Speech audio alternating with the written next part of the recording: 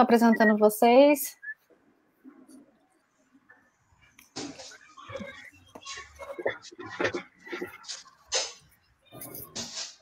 Bom, boa noite para todos os colegas aí, médicos e médicas, e todos os demais espectadores que nos veem hoje na página do Facebook do Sindicato dos Médicos. Sejam bem-vindos a essa live. Eu sou Juliana Salles, sou secretária-geral do Sindicato dos Médicos de São Paulo, e hoje a gente vai debater um tema muito importante aí para os serviços públicos do Estado. A reforma administrativa do governador João Dória, né? A gente sabe que essa reforma é um misto, né, de privatizações, é um misto de uma mini reforma administrativa, com alterações, inclusive, tributárias, e um plano de demissão incentivada, né, para os servidores do Estado, e é tudo ao mesmo tempo. São 12 itens que, dentre eles, tem extinções de empresas públicas, como o próprio Concentro, tem extinções de empresas como a SUSEM, a Superintendência Epidemiológica, responsável aí por controle de doenças por vetores, leishmaniose, dengue, malária, no estado de São Paulo. E o tema do debate hoje são as consequências desse PL, que é o PL 529, para o IANSP, né? Esse instituto, né, também está aí sofrendo múltiplos ataques nos últimos anos, com privatizações, né, pronto-socorro, UTIs, privatizações de mão de obra dentro do hospital. E para falar desse assunto, a gente traz 3 pessoas aqui. A primeira delas é o Otelo Chino Júnior, que é da Associação dos Médicos do IANSP, muito tempo também diretor conosco do Sindicato dos Médicos. Como você está, Otelo? Tudo em ordem, boa noite a todos que nos assistem. Tá certo? É uma satisfação participar dessa discussão.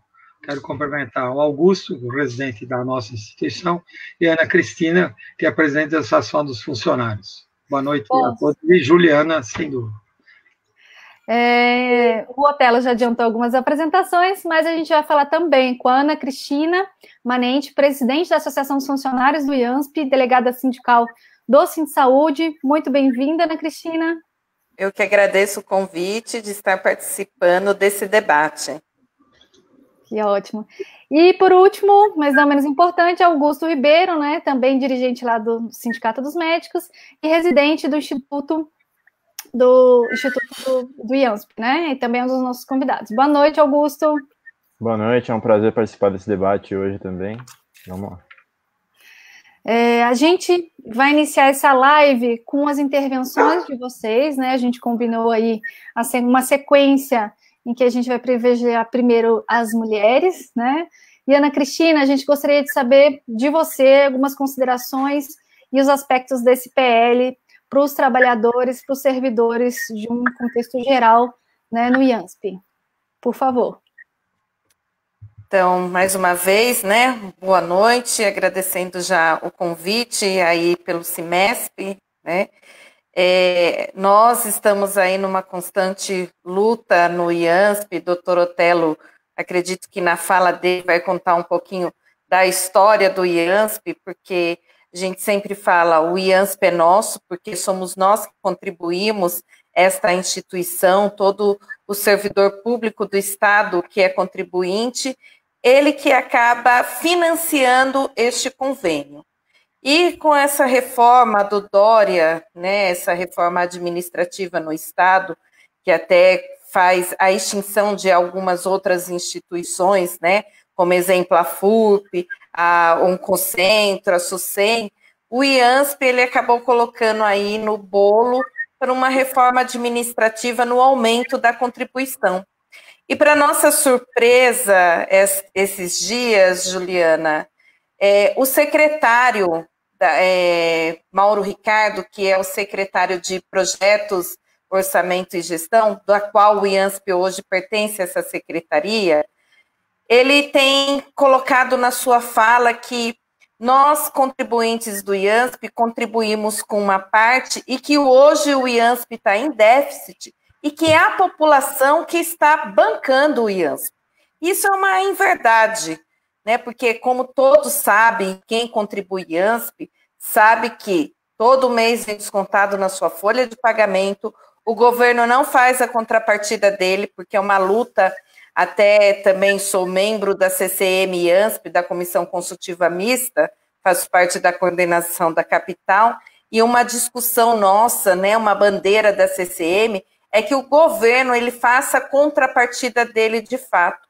Então, se nós contribuímos com os 2% que está na nossa folha, o governo hoje acho que não participa nem com 0,5% da contribuição dele. Então, quem financia diretamente o IANSP somos nós.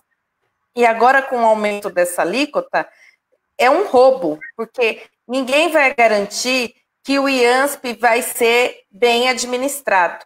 E nossa questão também, porque nós já temos um projeto de lei, que é o PL 52 de 2018, que transforma o IANSP numa autarquia em regime especial. Ele já é uma autarquia, mas vai transformar ele numa autarquia de regime especial.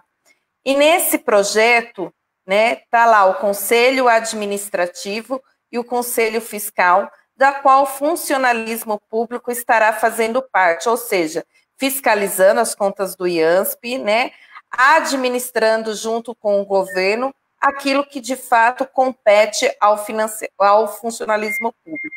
Então, se ele quer aumentar a contribuição, ele pode até aumentar a contribuição, mas que dê para o funcionalismo administrar o IANSP. Mas, como tem muitas coisas embutidas nessa reforma administrativa, nessa PL 529, nós estamos, junto com as demais entidades, né, do funcionalismo, junto com os sindicatos que representam essas entidades, somos contra essa PL 529, até porque esse desgoverno, eu não falo mais nem que é um governo, porque ele não está sabendo governar o estado de São Paulo, é um desgoverno insensível, né? Ele não sabe fazer gestão de pessoas, ele faz gestão de números, infelizmente, essa é a característica desse governo Dória, e ele quer privatizar tudo. O IANSP já vem sofrendo há anos com terceirizações, né? E recentemente nós tivemos aí a terceirização do pronto-socorro, onde foi terceirizado tanto a parte médica, e acho que o Augusto, acredito que na fala dele, vai falar a respeito da parte da residência médica, que isso vai ter um impacto, sim, a parte da enfermagem e a parte administrativa do pronto-socorro. E várias outras terceirizações. Hoje, se nós formos contar quantas empresas tem dentro do IANSP, são mais de 20 empresas terceirizadas. Existe empresa até de senha para acessar a rede de informática dentro do IANSP. Então, ou seja, o governo de anos, né, esse governo do PSDB, infelizmente, ele tem esse pensamento privatista, né, o pensamento de terceirizar tudo, e com o IANSP, que é do funcionalismo público, ele não conversa, ele não tem diálogo, ele não aceita as ideias do funcionalismo e quer passar o rolo compressor naquilo que o funcionalismo banca. Então, nós não aceitamos esse projeto, nós queremos a retirada total dele e queremos a discussão da nossa PL 52 de 2018, que se encontra na Assembleia Legislativa. E nós queremos, né, administrar o IANSP, porque o IANSP é nosso. E para concluir, Juliana e Otelo e Augusto, né, nós queremos, né, a valorização dos nossos profissionais de saúde do IANSP, porque são os profissionais mais desvalorizados, pois hoje, por não estarmos mais na Secretaria da Saúde há mais de 10 anos, né, nós somos considerados o menor salário do estado de São Paulo. E sendo que as empresas terceirizadas, hoje, um profissional de saúde que entrou no pronto-socorro pela terceirizada está ganhando muito mais, não desmerecendo esse profissional que ele tem que ganhar sim, mas quem está lá dentro do IANSP, que prestou um concurso público, os profissionais, eles se capacitam, né, se qualificam, não são realmente valorizados. Então, queremos o respeito e a valorização desse governo do Estado. Na situação é preocupante, né? E aí eu vou chamar o Otelo, né, para dizer um pouco para a gente o que os médicos têm pensado aí sobre esse projeto. Muito bem, novamente, boa noite a todos. Tá certo? Eu sou Otelo Quino Júnior, presidente da Associação dos Médicos. Estou há longo tempo no hospital do IANSP, tá certo? E completo ano que vem 40 anos de atividade no hospital. E realmente é muito deprimente a gente receber uma informação desse tipo. A doutora Ana Cristina, ela fez uma exposição bastante significativa e de acordo com o que eu penso da mesma forma. Então, a importância do IANSP, eu só lembro o seguinte, o IANSP foi fundado quando? Ele foi gestado no governo do ex-presidente Jânio Quadros, quando ele foi governador do estado. Então, nos anos 60, 1960, houve a inauguração do IANSP, que tinha um outro nome no seu início, e depois ele ficou com o nome atual, pouco tempo depois. A lei de construção do IANSP é de 1970. Ela teve algumas reformulações, alguns avanços, porque o que tinha em 1970 tem coisa que não existia de hoje naquela época. Então, vários procedimentos, e houve uma série de modificações que o IANSP teve que fazer. Tá certo? Então, houve sempre uma preocupação com a manutenção. O IANSP, quando ele foi fundado, os médicos antigos da casa, eles citavam, que a Ana já comentou isso, que o salário dos médicos era equivalente a um juiz, tá certo? Hoje, talvez 1/10, ou no máximo 2/10, quer dizer, 1/5 do que ganha o juiz em início de carreira. O nosso é no fim de carreira. Nunca houve essa preocupação. O Estado, por exemplo, ultimamente, ele fez uma carreira para médico, aí especificamente em relação a médico, que ficou naquilo. Em 2013 foi feita a carreira e nunca mais houve qualquer reajuste, tá certo? Quando parte da Secretaria da Saúde tem reajuste, isso já foi citado pela doutora Ana Cristina, tá certo? Que é uma profissional de altíssimo gabarito da enfermagem do nosso hospital, e uma atuação impressionante em relação à defesa do funcionalismo. O que faz o IANSP? O IANSP dá saúde, é um plano de saúde do funcionário público, tá certo? Teve um antigo chefe de gabinete, doutor Basso, tá certo? Ele dizia que o plano do IANSP é o plano de saúde do servidor público, e a gente sempre comenta, olha, você tem direito ao IANSP, não saia do IANSP, porque o IANSP ele tem uma série de recursos e tem uma dinâmica absolutamente favorável, em que praticamente tudo que se pode fazer em medicina, nós conseguimos fazer. Mas isso veio decaindo. Quando o IANSP foi criado, nos anos 1960, ele era o segundo ou terceiro hospital da América do Sul, se é que não fosse o primeiro. Tinha só o HC na frente, e o IANSP era muito grande. Hoje o IANSP é aproximadamente, em número de médicos e funcionários, 1/3 do que é o Hospital das Clínicas, que é o HC, que é da Faculdade de Medicina. E o funcionamento do IANSP é devido a, como a gente sabe, tudo tem que ter alguma fonte de recurso para funcionar. E a principal fonte de recursos já foi citada pela Ana Cristina, que é o quê? A contribuição do funcionalismo, que é por volta de 80%, se não mais. Tá certo? E o governo nunca contribuiu com mais do que essa porcentagem, tá certo? Se for contar que cada funcionário paga 2%, o IANSP, se pagar 0,5% é muito. Então, dá entre 75% e 80%, o que é uma vergonha. Por quê? Porque a administração é do governo. O governo não contribui com quase nada e, no entanto, ele mantém isso. Então, aquela fala do secretário que foi gravada e enviada para a gente, eu acho uma afronta. É uma afronta o que ele fez. Ele não conhece nada de IANSP, para ter falado o que ele falou. Falou coisa de 2, 3 minutos, tá certo? E falou mal, falou muito mal.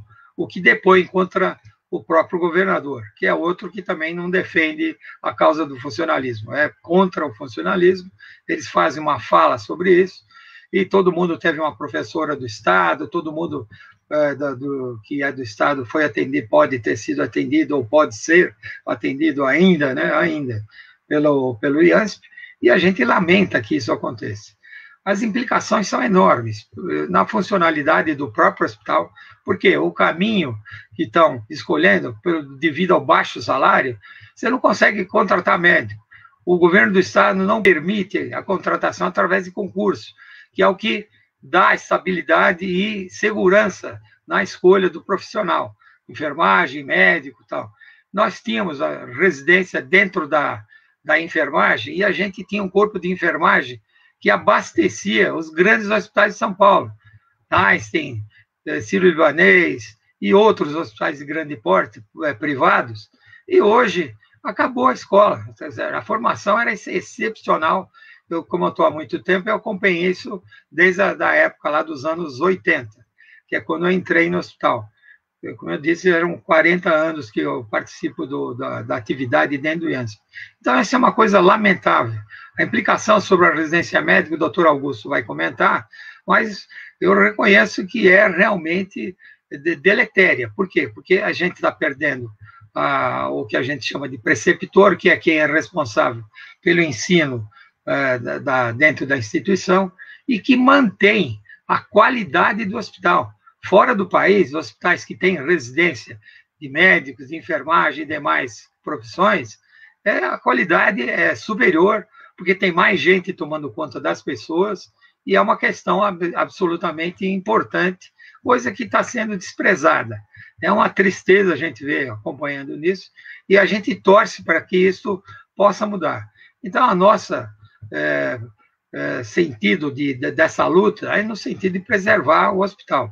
Como eu já disse, quem é do IANSP não saia do IANSP, porque não sabe o que está perdendo, tá certo? Porque cada vez mais existe uma tendência de as pessoas não terem o financiamento, dinheiro para fazerem saúde privada, que é plano de saúde, e eu posso dizer isso com segurança, porque eu fui conselheiro da Agência Nacional de Saúde Suplementar por 7 ou 8 anos, representando o sindicato.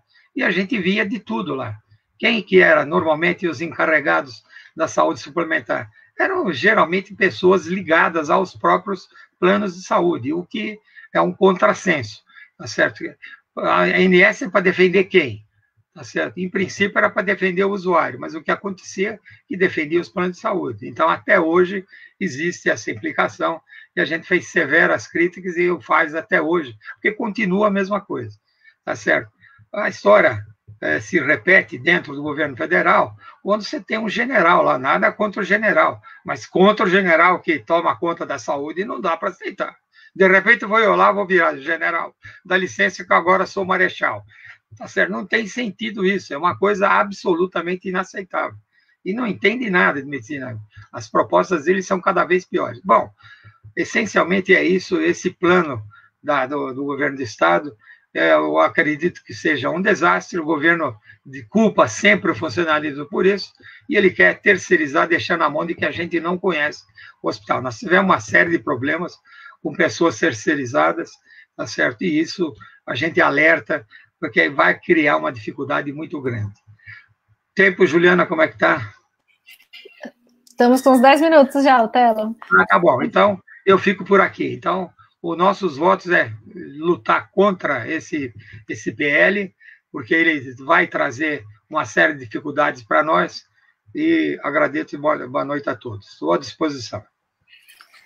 Eu vou passar a palavra agora para o Augusto, e a nossa intenção, Augusto, é saber como é que está sendo a recepção, o que os residentes estão achando, né, desse PL da reforma administrativa do Dória. Boa noite. Então, o PL 529, ele é um absurdo do início ao fim. Ele traz várias implicações para o ensino, não só dentro do IANSP, mas também nas universidades, em termos de pós-graduação. Uma das propostas desse projeto de lei, que foi colocado a toque de caixa e que foi colocado num momento de pandemia em que dificulta qualquer tipo de reação e mobilização em relação a isso. O que ele traz? Ele traz que de autarquias especiais como as universidades estaduais e a FAPESP vão ter que devolver o que sobrar para o Tesouro do Estado para ser para ser utilizado para pagamento de, por exemplo, previdência, etc. E todo esse processo ele se dá com o argumento de que está deficitário o orçamento, baseado no orçamento de 2020, que a gente sabe que a arrecadação vai ser menor. Mas o que a gente tem observado também é que, se ele não tivesse feito as isenções fiscais de 2017, por exemplo, esses 10 bilhões que eles alegam de déficit para justificar esse projeto de lei já estaria coberto. Então ele propõe a toque de caixa no momento em que dificulta a mobilização, um projeto de lei complexo, que foi avaliado como o projeto de lei mais complexo da legislatura, que muda relação tributária, muda a relação administrativa e afeta frontalmente o IANSP. Os residentes têm estado apreensivos porque o que isso traz? Isso traz a perspectiva de uma mudança drástica nos nossos cenários de prática. O que a gente vê hoje é uma tendência à terceirização. O projeto de lei não traz nada diretamente relacionado a isso, citando isso diretamente, mas o que a gente observa? É um hospital grande que vem, como o Otelo disse bem, sendo sucateado, sendo sufocado nos últimos tempos, tanto pelo não pagamento e subfinanciamento pelo governo do Estado, com a não contribuição da sua cota à parte em relação ao plano de saúde dos funcionários públicos do Estado. Então, reformas que nunca acabam, só saem médicos, profissionais concursados e não há novas contratações suficientes. O serviço de psiquiatria, por exemplo, eu sou residente de psiquiatria, ele já é metade do que um dia já foi, em termos de números de médicos no corpo clínico. Então, tudo isso traz um prejuízo enorme para os nossos cenários de prática, para o nosso aprendizado, para o padrão do nosso trabalho dentro do hospital, né? Hoje a gente tem muitas vagas de residência médica e a gente observa que em vários âmbitos da nossa atuação, a gente tem uma grande dificuldade para obter a supervisão adequada para as nossas atividades, porque o corpo clínico está reduzido, né? Então, com um programa de demissão voluntária, que é o que está sendo proposto nesse projeto de lei, para os funcionários do IANSP, inclusive, o que a gente vai ter? A gente vai ter uma redução ainda maior do corpo clínico do IANSP. E pode chegar a um ponto de ser impossível manter o serviço no hospital com um corpo clínico tão reduzido, né? A gente observa que a tendência para lidar com isso, num hospital sucateado, num hospital com corpo clínico insuficiente, vai ser apresentada como sendo a privatização. E a privatização já é uma velha conhecida, né? No Brasil inteiro, em hospitais, através de organizações sociais, inclusive com pareceres do Tribunal de Contas da União mostrando que é um processo que reduz a transparência no serviço, reduz a transparência nos gastos públicos, que não barateia o gasto público e não traz necessariamente melhora no atendimento no serviço, tá? Pro aprendizado, pro ensino no IANSP, isso representa um problema ainda maior, porque, por exemplo, hoje a remuneração da preceptoria já está irregular. Nem todo mundo que atua como preceptor recebe o valor adequado para atuar dessa maneira. Os assistentes, por exemplo. Os assistentes, no caso. E a gente observa que, por exemplo, o serviço que já foi terceirizado, o pronto-socorro, a porta do pronto-socorro foi terceirizado. E os residentes simplesmente não atuam mais lá, né? Em relação às exigências curriculares para a formação de um residente em clínica médica, por exemplo, ele precisa ter um estágio em pronto-socorro. Essa carga horária vai ser cumprida com retaguarda, outros aspectos. Mas e aí, se o processo de terceirização se amplia, se são contratados esses médicos por via terceirizada, quarteirizada, através de pessoas jurídicas que não tem nenhum vínculo com a instituição, nem responsabilidade de ser didático ou de supervisionar residentes, o que vai virar residência médica no IANSP, né? Então, a gente vê que isso afeta diretamente. Além disso, muitos projetos de ensino que acontecem ali dentro podem ter verbas de instituições de fomento à pesquisa. E o que a gente está vendo, que está causando um grande rebuliço e uma resposta muito drástica de toda a comunidade acadêmica e de pesquisadores no estado de São Paulo, que é um estado que produz metade da produção científica do Brasil, é que esse projeto de lei pode ser o fim da FAPESP, né? E isso afeta a gente não só na nossa formação dentro do IANSP, mas na nossa na nossa carreira como médicos, como acadêmicos, etc., para o futuro. Então, o residente está diretamente implicado no que está se desenhando hoje na Assembleia Legislativa de São Paulo, e a gente precisa atuar junto com as outras categorias para barrar esse projeto e mostrar os absurdos nele e o que ele representa para a tragédia da assistência e da educação dentro do IANSP. Acho que, por enquanto, é isso. A gente pode... Sim, não, excelente, né? Eu queria primeiro agradecer, né? Tem bastante gente nos assistindo. O Sind Saúde, né? Sindicato parceiro aí nas nossas lutas, também está retransmitindo nossa live, né? E eu vou ler 2 comentários aqui e pedir para a Ana nos ajudar aí na próxima pergunta, né? A Cleide colocou, né, que privatiza e mata o funcionário público, né, que eu concordo, Cleide, e a Vera Lúcia concordando com a sua abordagem, Ana. E a gente sabe que os gestores, eles têm usado, os governantes, né, a exemplo do Covas e agora do Dória, têm usado essa justificativa da pandemia para avançar com as terceirizações e as privatizações nos serviços, de forma unilateral, né, mas de forma, às vezes, descentralizada, às vezes um setor, às vezes uma categoria naquele local, ou tentando, né, igual a gente viu recentemente no Hospital Municipal do Campo Limpo, privatizar, né, entregar na mão das organizações sociais um hospital inteiro.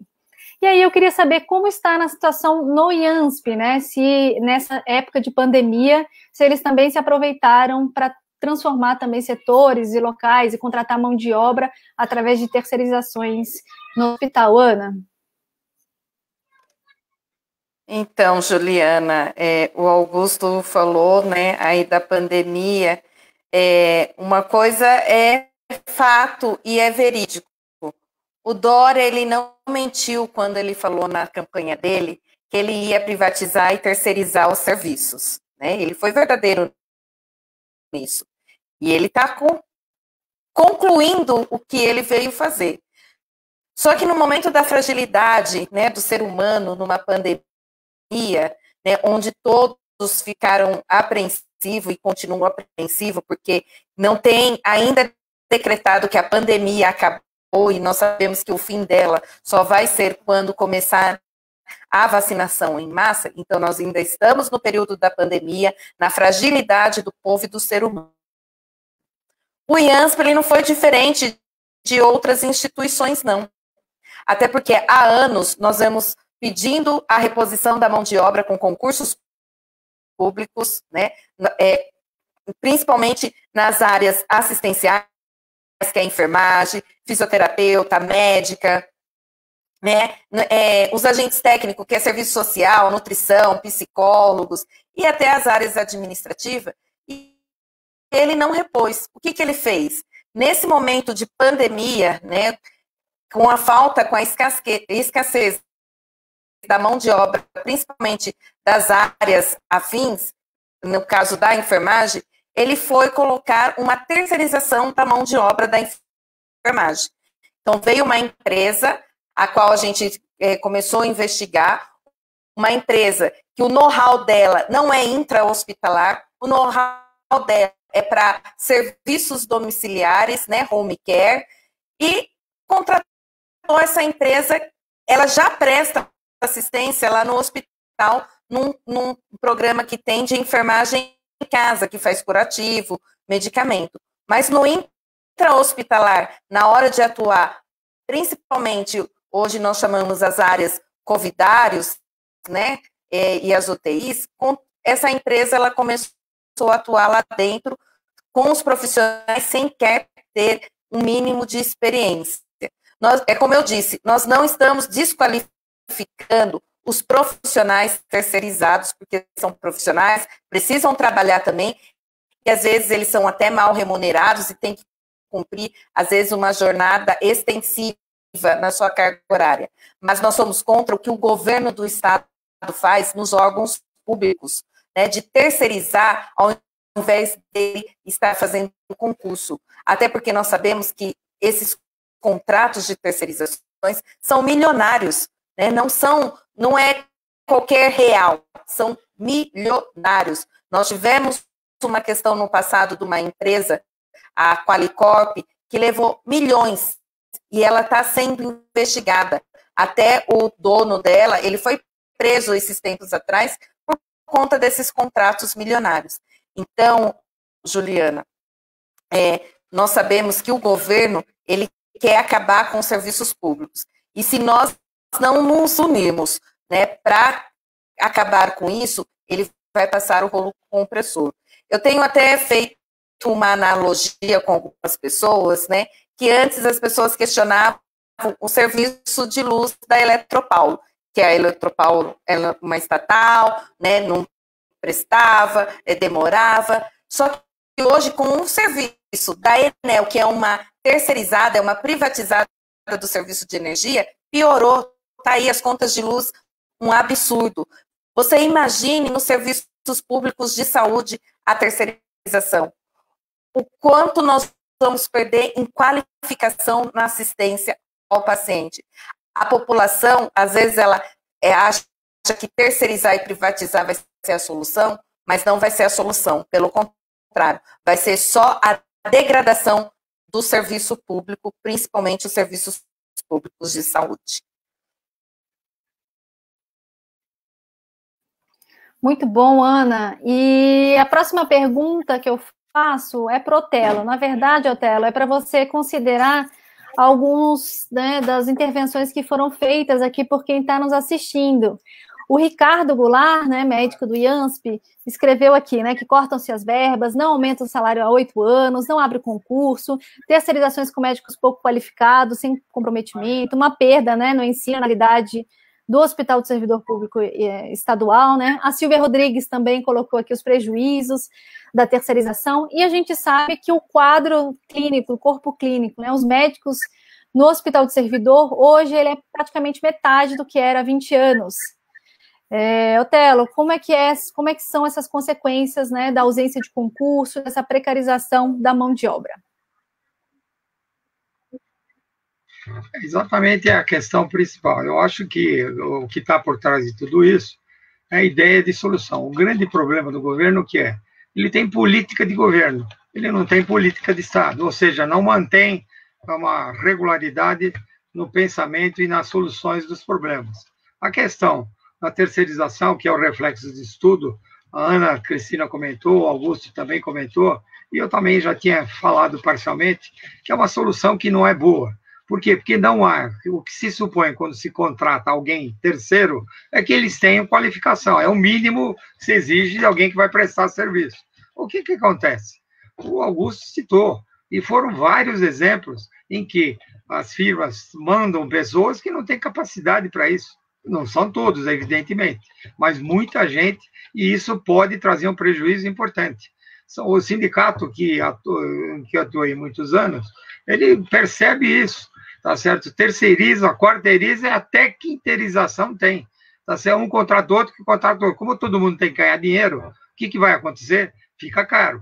Eu tenho um exemplo importante, foi dado por um diretor de um hospital de grande porte da prefeitura, anos atrás, na época dos anos 90 e de 2000, que eu comentava com ele, fazendo um comentário, eu dizia, pô, mas esse negócio de terceirização e tal. E ele entrou na conversa e falou, não, isso é uma maravilha.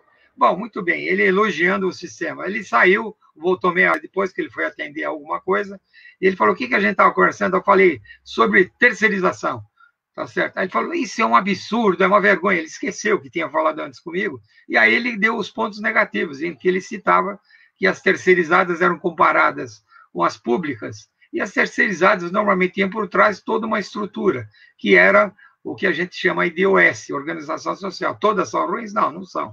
Mas várias não têm capacidade e nem aonde tirar tanto médico assim.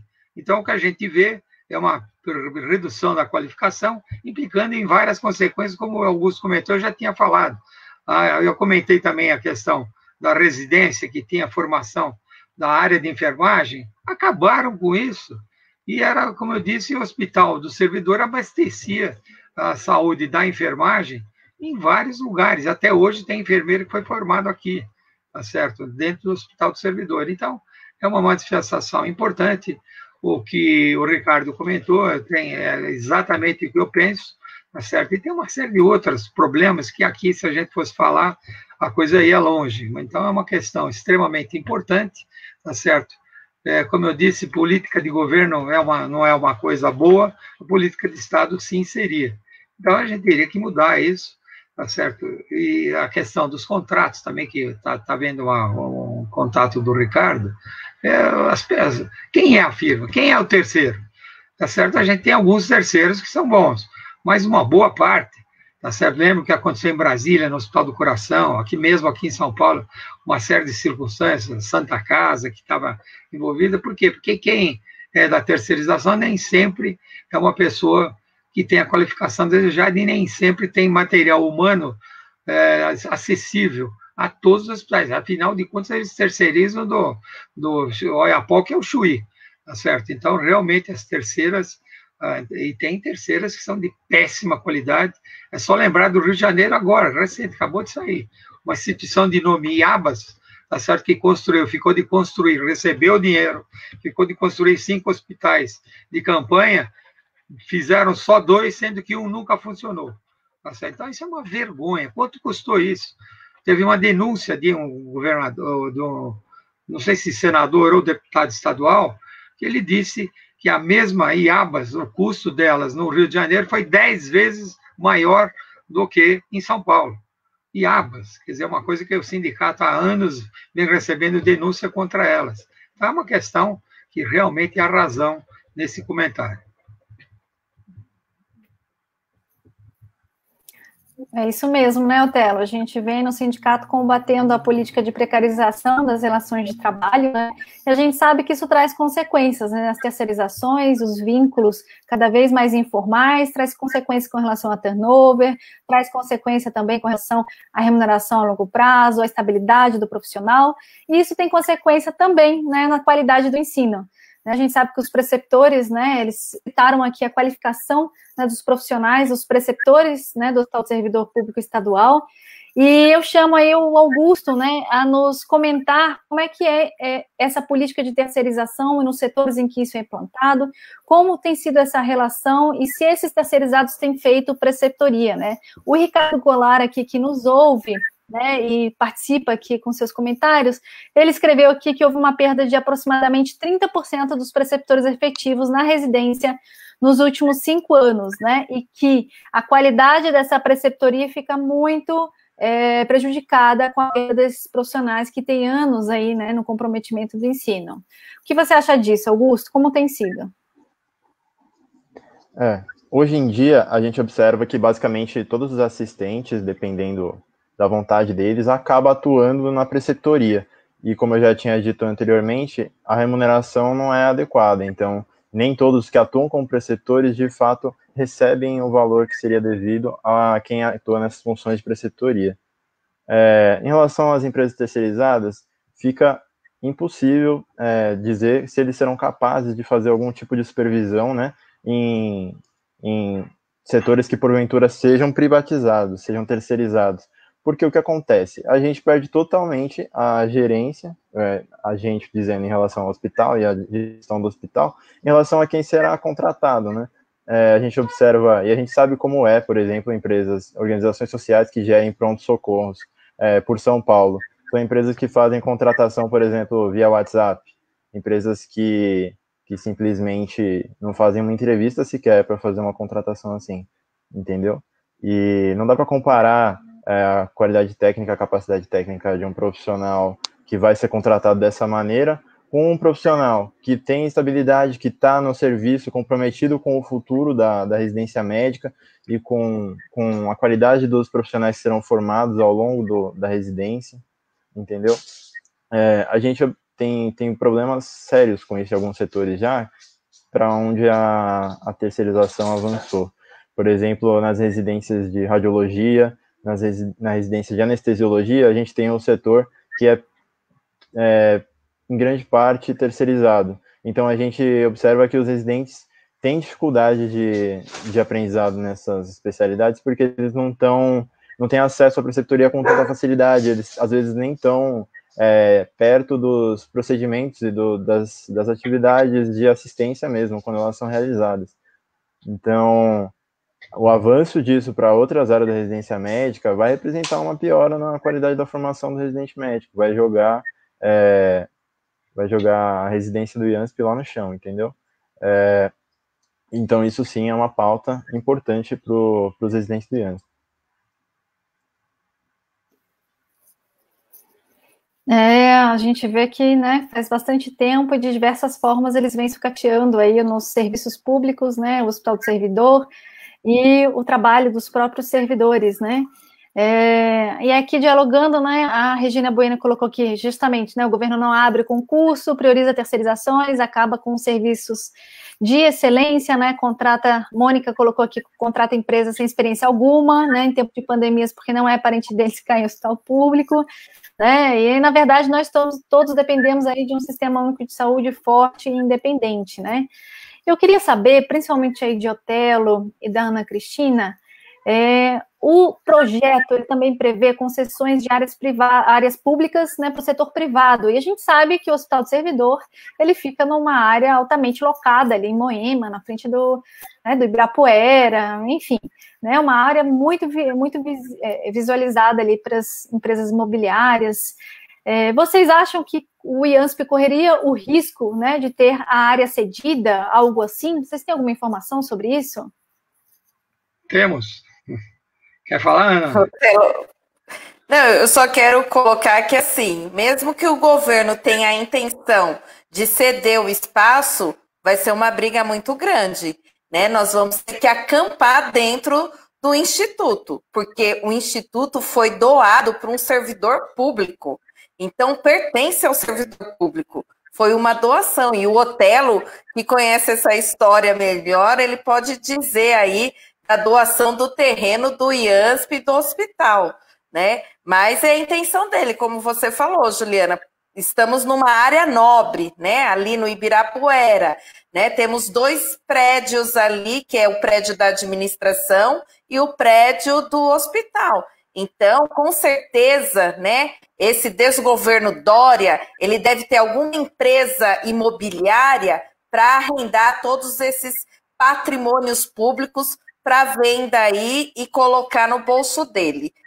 Acho que é isso. O Otelo vai dizer melhor aí do patrimônio do IANSP.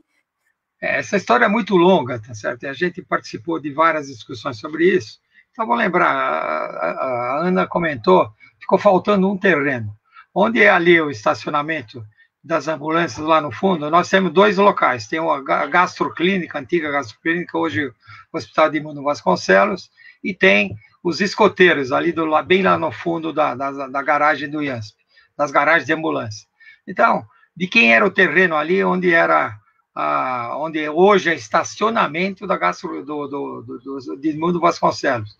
Era da prefeitura, tá certo? Então, aquilo foi cedido por alguns anos com eles, e na época, isso que a Ana tinha comentado, a gente foi ver dentro da prefeitura, dentro da Câmara Municipal, para ver qual era o caminho que tinha que se fazer para a gente utilizar aquilo. E não um hospital que é privado, que é o Edmundo Vasconcelos, que acabou ficando com o terreno, um terreno ali.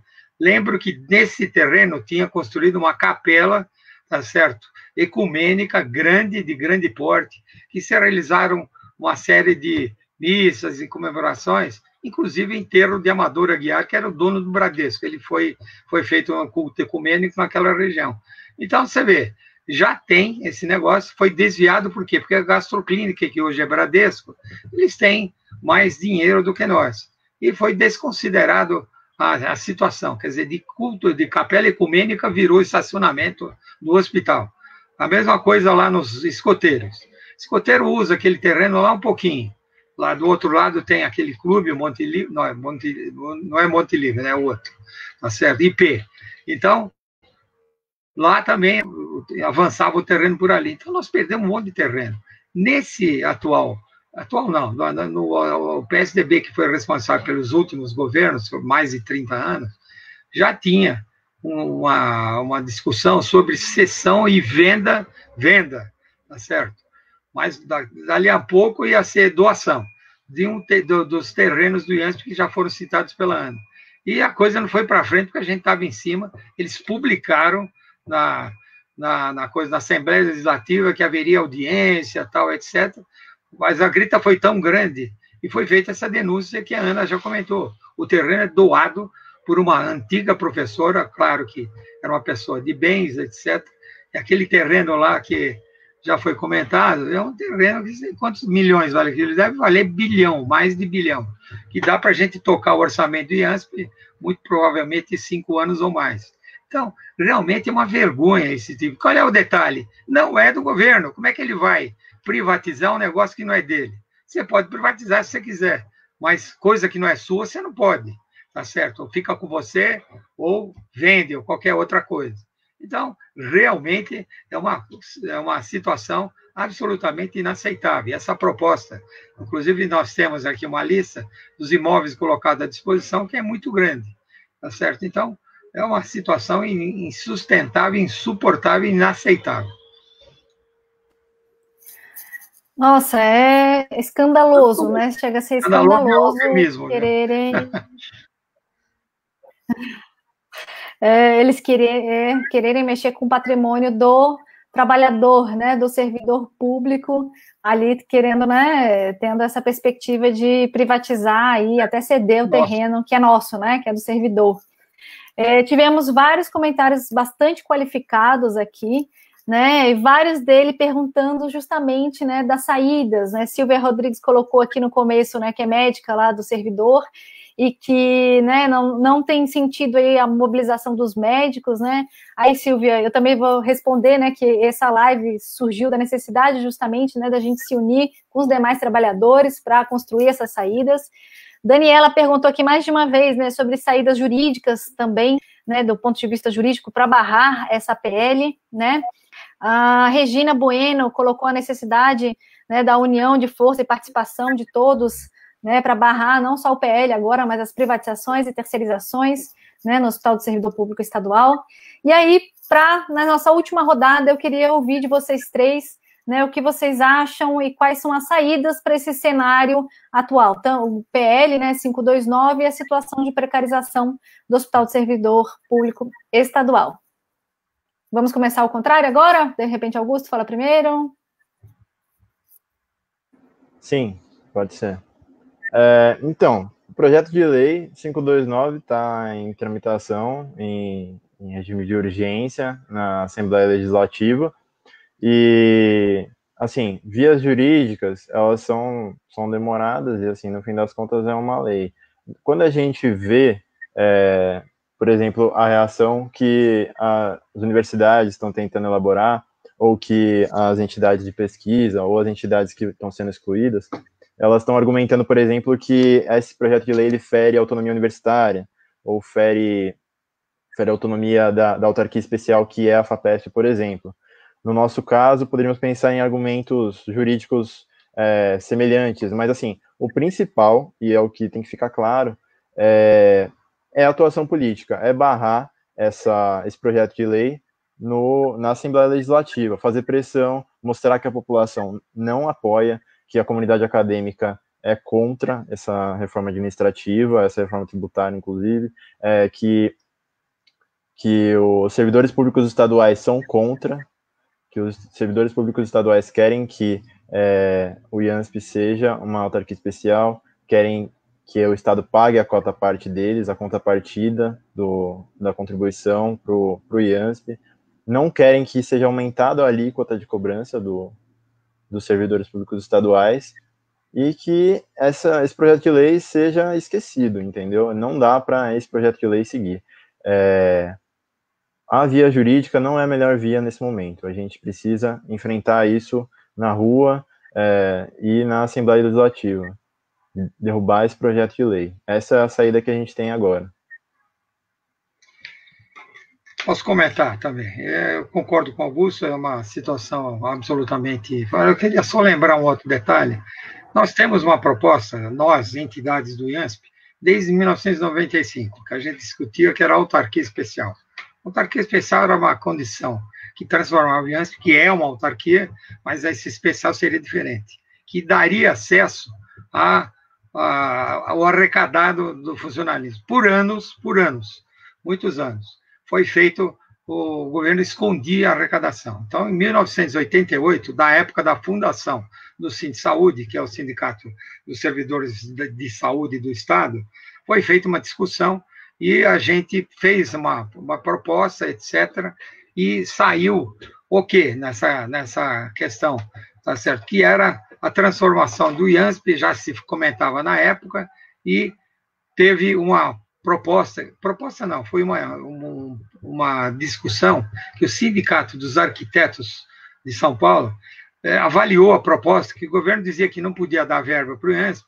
porque não tinha lei de responsabilidade fiscal, tá certo? Mas tinha um limite que o prudencial foi só em 98, tá certo? Mas que a gente não podia utilizar além disso. E o Sindicato dos Arquitetos fez as contas, cavocou essa informação, e o governo que dizia que ultrapassava a cota de ICMS, não tinha mais como fazer, na verdade, no máximo que o governo arrecadou, era 65% menor do que ele anunciava que seria. Então, isso foi um escândalo. Mas a coisa ficou parada por quê? De quem é a caneta? É do governo. E a coisa não saiu daí. Depois, essa proposta de autarquia especial, ela foi apresentada em 95, eu já tinha citado, e ela ficou engavetada. Por quê? Porque um dos pontos que dizia sobre essa organização é que a escolha da superintendência seria feita por um conselho que passaria a ser deliberativo, hoje ele chama consultivo, é como se fosse o conselho gestor do hospital, mas é um conselho consultivo. Então, o que ele decide não vale, tá certo? Não entra em vigência. Por quê? Porque quem manda é o governo, é a superintendência. E hoje foi feito um novo processo, com mudanças propostas pelas entidades da casa, que trariam, teoricamente, essa autonomia, e a única coisa que mudaria, ela se tornaria deliberativa, mas seria tocada pelos funcionários. Então, provavelmente, a escolha ficaria a cargo desse conselho consultivo. Quem escolhe o conselho consultivo era um conselho indicado pela superintendência, por algumas entidades, algumas secretarias de Estado, inclusive a judiciária, etc. Judiciária não, referente à economia, tá certo? Então, e o que aconteceu? Em conversa recente com o nosso superintendente, doutor Polara, eu toquei nesse assunto. A resposta, sabe qual foi? Infelizmente, para nós, não, isso não vai sair da gaveta, vai continuar como está, porque a proposta de solução é outra, tá certo? É outra que não passa por esse caminho, tá certo? Não é nem o legislativo que vai mudar essa proposta. Então, realmente, eu lamento, o doutor Polara, ele foi secretário da Saúde, municipal, etc., é uma pessoa gabaritada na sua formação, mas ele é novo aqui no IANSP. Então, a gente tem uma experiência um pouco maior que a dele dentro, e a gente apostava nisso. Porque nessa história, o que aconteceu? Nós mudamos de secretaria, então a gente era da administração, depois nós passamos para a saúde, depois passamos para a gestão, passamos para a secretaria de governo e mudamos para a secretaria atual, que foi aquele comentário que foi feito em relação ao secretário, que comentou a proposta deles em relação à cobrança de porcentagem que o funcionalismo pagava. O aumento é de 50% na contribuição. Ele passa de 2% para 3%, para pessoas até 59 anos. Quer dizer, acima de 60, pagaria também um pouco. Aliás, pelo contrário, seria 3% quem tem mais de 60 e 2% para quem tinha menos de 60. O que eu comento? O funcionalismo, como não tem concurso, o funcionalismo tem uma idade muito superior. Na associação nossa fez uma avaliação e tentou tirar a idade média dos médicos nos anos 90, no fim dos anos 90. 45 anos, eu tomei um susto, porque 45 anos era quase a idade de aposentar. Aí, 3 anos depois, nós fizemos outra vez. Eu contava que tivesse diminuído, porque tinha tido alguns concursos, mas o que aconteceu? 53 anos de idade média. 53 anos é gente que aposenta. Então, você vê o que mal faz essa questão de a gente não fazer concurso, de a gente não ter renovação e encaminhando a coisa para a terceirização. É esse comentário. Ana, pode falar. Então, a gente concorda, né, com as falas aí do Augusto, do doutor Otelo, né? Infelizmente, eu acho que a única saída que nós temos é ir para a rua, mesmo estando na pandemia, a gente tem que tomar as precauções, não dá mais para ficar de braços cruzados, né? Nós temos que ir para frente da Assembleia Legislativa, temos que ir para frente do Palácio do Governo. Recentemente, nós fizemos uma paralisação, até o doutor Virto, presidente aí do CIMESP, com o Augusto, participaram da nossa paralisação, né? Teve uma grande demanda de profissionais do IANSP, né? Outras entidades também participaram. A gente deu a nossa resposta para o governo do estado e nós temos que caminhar para isso. Muitos falam de greve, né? Mas atualmente eu acho que greve não é a solução para o problema. A solução é a gente colocar nas nossas redes sociais que nós não aceitamos essa PL 529, ir para a rua sim, lá para a Assembleia Legislativa, fazer barulho, né?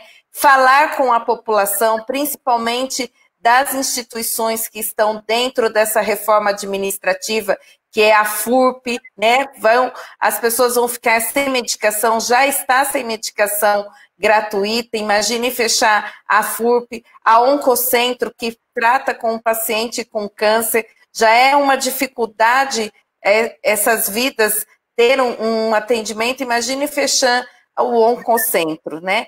E nós temos que unir forças com todo o funcionalismo público, com todo o Estado, com a população, ir para a rua e gritar que os serviços públicos, eles são funcionantes e depende de pessoas concursadas.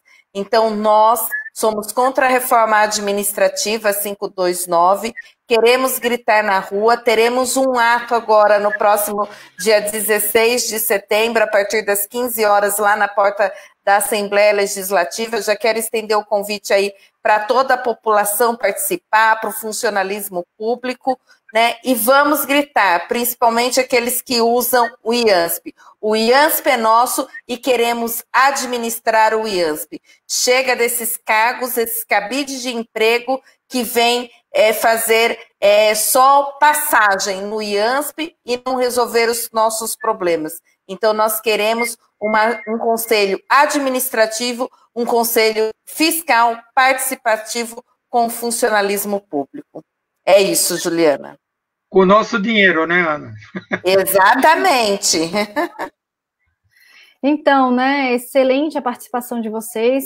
E realmente, né, vários comentários aqui, né, já saíram do meu controle, acho que não dá tempo de eu citar todos, mas ressaltando a importância da nossa, né, organização, nossa mobilização. E a gente vive, infelizmente, um tempo de exceção, né, e essa exceção, ela nos traz alguns confrontos e alguns enfrentamentos, né, que serão necessários. E agora, gente, a mobilização, ela é realmente extremamente necessária, né? E aí eu coloco isso porque o Sindicato dos Médicos, dia 16, às 15 horas, vai estar lá na frente da Assembleia Legislativa do Estado para dar o recado para o Dória, né, e para todos os parlamentares ali da Assembleia que resolverem, né, apoiar esse projeto, que nós não concordamos com o aumento de alíquota, nós não concordamos com a precarização do Hospital do Servidor Público Estadual, de toda a estrutura, né, de saúde do Estado, e com a cessão desses outros, né, dessas outras empresas públicas, com programas de demissão incentivada. E é muito importante, né, essa integração nossa aqui dos funcionários, dos servidores do Hospital do Servidor Público Estadual, neste momento, nessa live, junto com o Sindsaúde, a Associação dos Funcionários, a Associação dos Médicos, justamente para avançar nessa organização, nessa mobilização, né? E é isso, gente, é preciso ter coragem, né? Eu gostaria de encaminhar para vocês para as considerações finais, tá? E aí, na sequência, a gente faz ao contrário agora, começa igual no início, a Ana primeiro, depois o Otelo e Augusto? Tá bom. Vai lá, Ana. Bom, eu quero agradecer mais uma vez o convite aí da Juliana, né, do Augusto que está no CIMESP, né, o doutor Otelo, um grande amigo, parceiro aí de grandes lutas, e já quero fazer o convite, amanhã nós teremos uma live, né, pelo Sindsaúde, falando da história de luta do IANSP, construída pelos trabalhadores.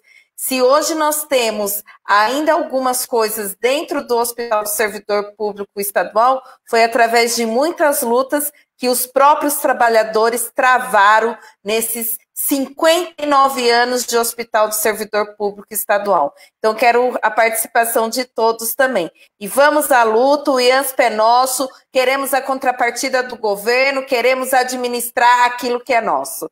Um beijo, uma boa noite para todos. Muito bem, agora eu. Então, eu queria também salientar essa questão. A resolução do problema, ela vai ficar na esfera administrativa, porque vai ter que ser, quem decide isso é deputado, mas o deputado obedece ao governador. Então, a solução deve partir de lá, mas esperar que eles façam sem que a gente se mobilize não é possível. Então, essa mobilização é fundamental.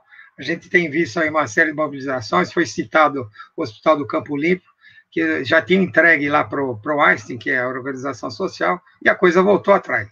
Realmente foi um trabalho importante que contou com o Sindsaúde, com o Sindicep, CEP porque é municipal, hospital, e também com o CIMESP, que participou ativamente, tá certo, dessa batalha. Aqui, eu tinha comentado e queria responder a doutora Lília, que é a nossa diretora clínica, eu vi um comentário dela, eu tenho a impressão que já respondi, porque a nossa solução seria essa questão administrativa até através da autarquia especial.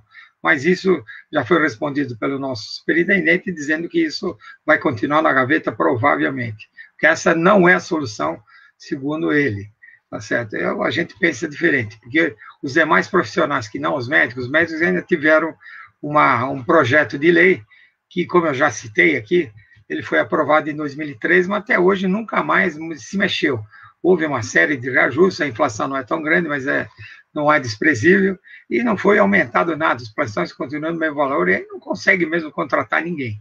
Então, é uma situação, eu agradeço aí o convite, bastante importante isso, acho que quem nos ouviu vai ter uma noção talvez um pouquinho diferente, e da situação que nos aflige, tá certo? Que realmente é uma questão extremamente significativa, e na defesa da saúde do profissional, de todo o Estado, professor, que é a grande maioria do funcionalismo, a própria saúde, que tem uma série, muitos funcionários, e assim por diante. Então, agradeço, boa noite.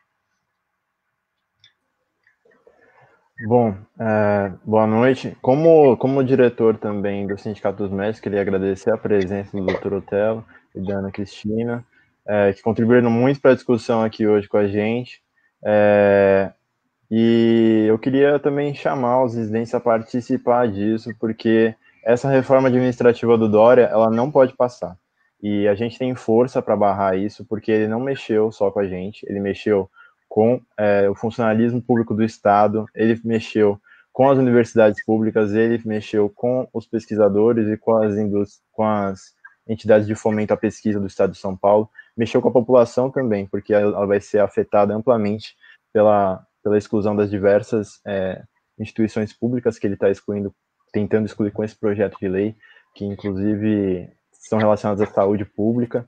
Então, ele não vai passar esse projeto a toque de caixa, diminuindo os serviços públicos e prejudicando os servidores estaduais dessa maneira. A gente não vai deixar que isso passe dessa maneira. Então, dia 16, estamos lá.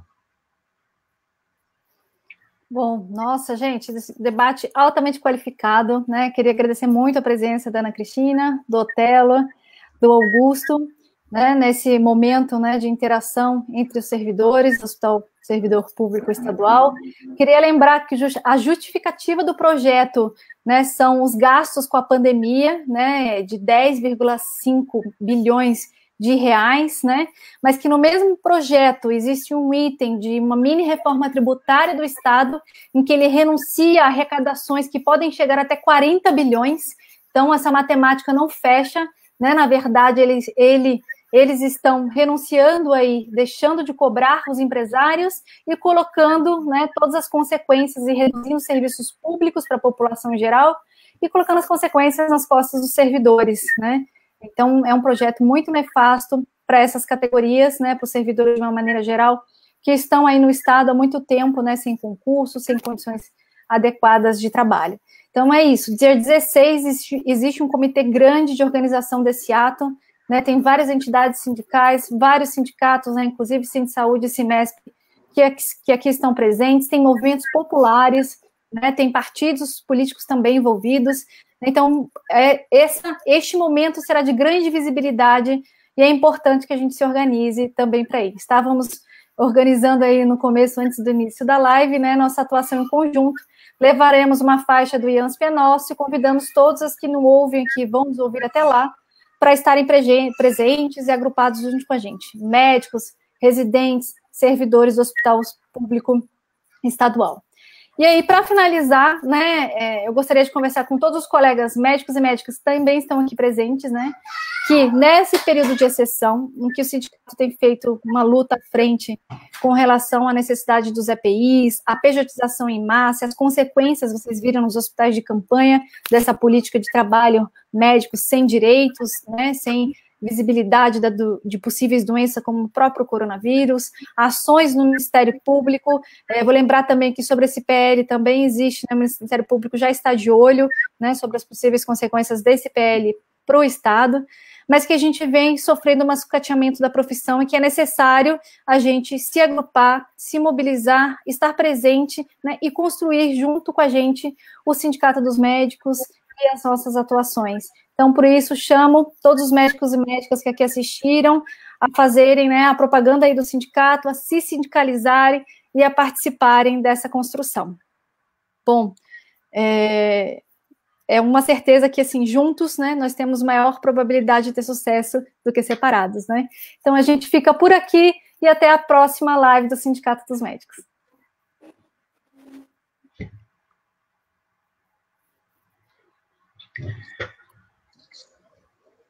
Tá me ouvindo aí, Augusto?